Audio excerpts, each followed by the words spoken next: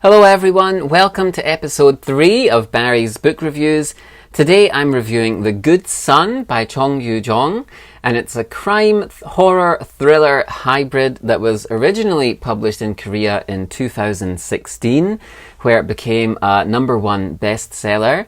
The English translation is by Kim Ji-young, one of the most successful Korean to English literary translators of the last several years.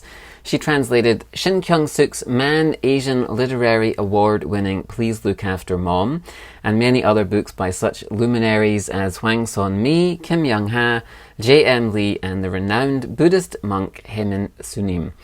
The Good Son is one of 4 novels Jeong has published so far. One of her other novels, 7 Years of Darkness, has also been translated into English, and I'll review that in a future episode.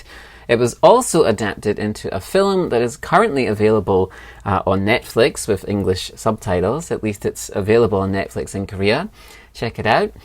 Her other books are Shoot Me in the Heart and 28.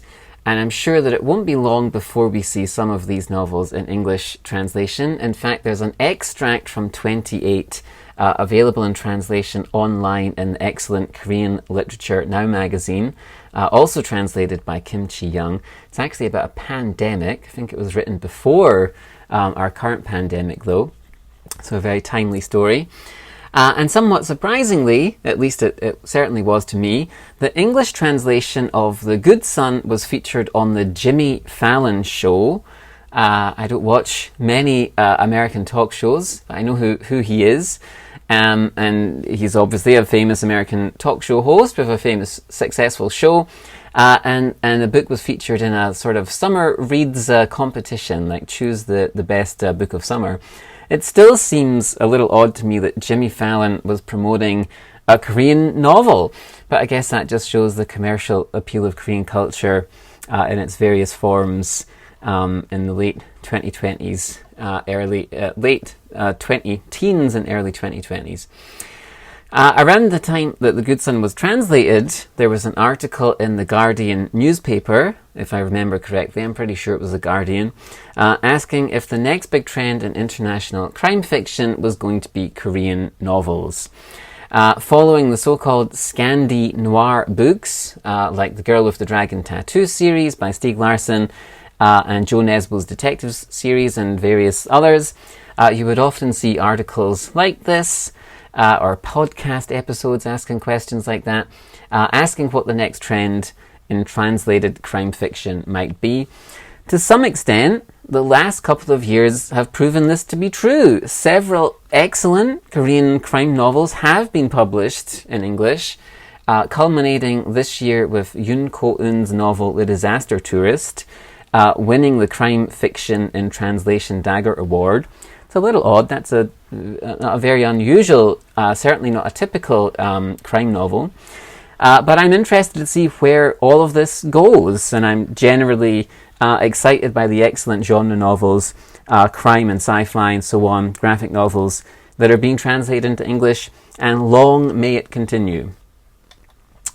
So as you may have gathered, I'm always interested in the backstory of writers, and Jeong You-jeong has as interesting a backstory as any.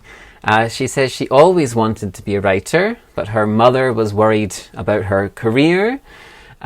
She worried that writing wouldn't be a stable career for her daughter. She had an uncle that died in poverty, and perhaps her mum wanted to shield her from an outcome like this.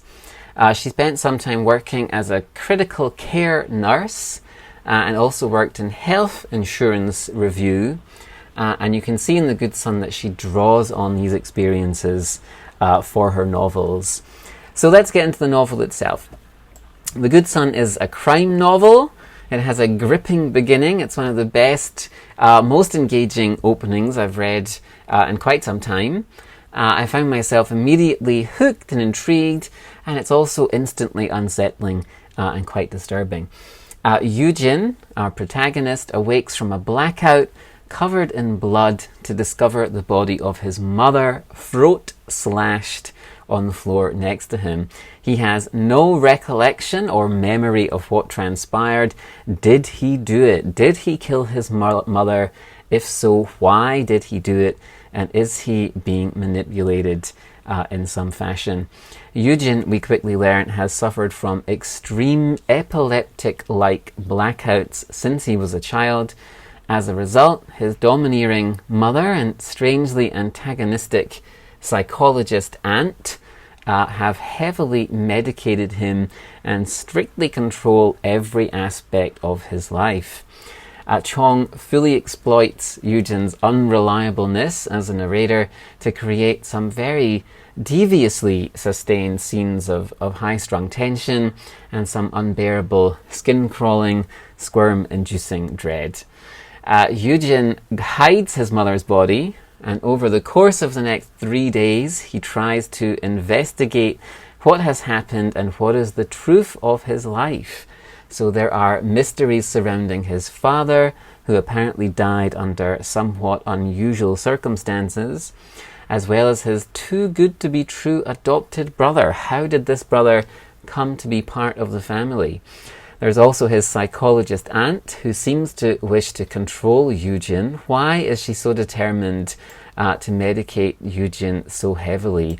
And what does this medication do to his mind? Could it explain the death of his mother in some way? And then at the same time, there are women going missing in Yu-jin's neighborhood and in the nearby area.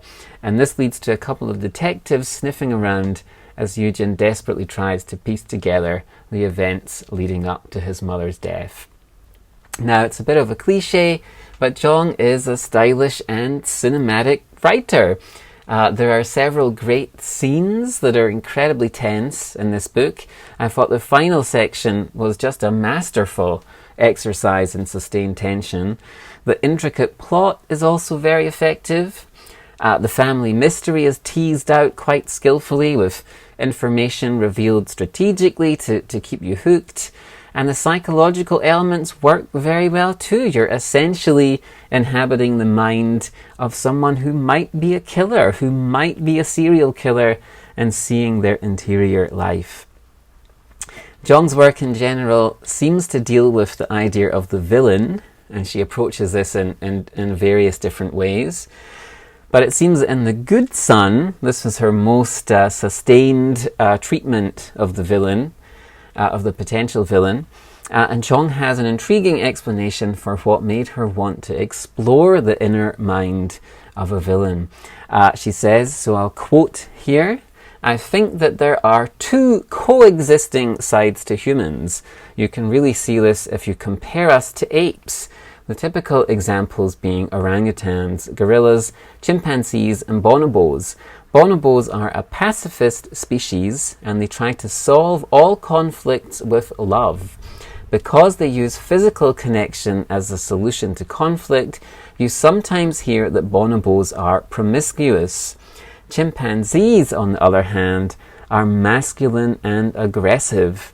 I see humans as having both these extremes, the bonobo-like pacifism and the chimpanzee-like aggression. In some regards, humans are unbelievably noble, and in other regards, unbelievably shameful and nasty and wicked. What I depict best is not humanity's grandeur, but its wickedness. Since college, I've really enjoyed classes related to psychiatry. This interest in humanity's dark and wicked sides developed into my curiosity as an author who writes thrillers." End quote. We can certainly see this exploration of the dark side of humanity in Yu-jin and The Good Son. So in closing, I would recommend this book to crime fans, horror fans, and serial killer fans. If you enjoy watching serial killer documentaries or movies, this is probably right up your street. It's an original and unique crime novel, but it's certainly not light reading and not for those easily upset.